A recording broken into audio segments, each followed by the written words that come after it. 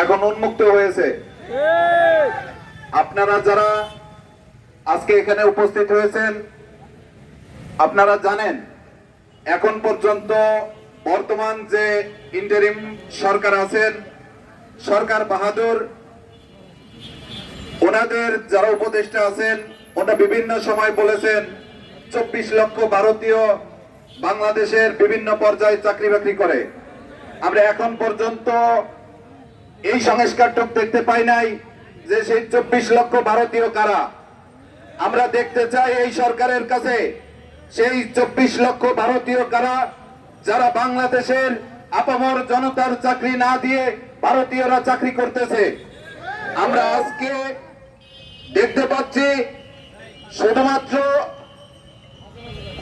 সংসদ নাই, কিন্তু উপদেষ্টারা এককভাবে এই রাষ্ট্রীয় বিভিন্ন পর্যায়ে হস্তক্ষেপ করতেছে।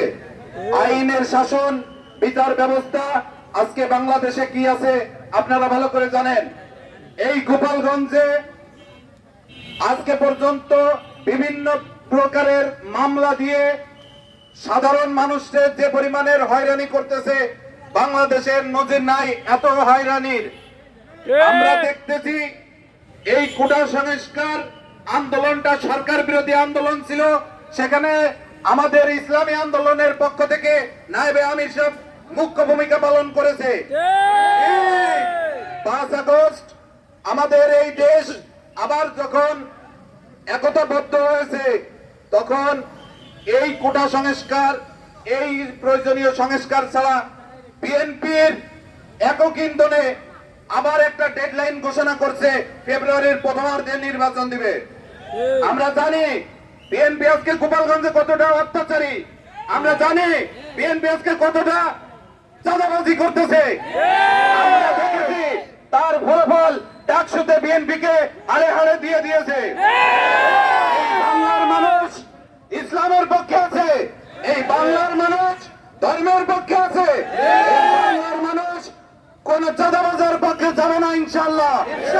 আমরা আজকের এই সমাবেশ থেকে বলতে চাই, আগামী নির্বাচন সারা বাংলাদেশে পিয়ার পদ্ধতিতে দিতে হবে।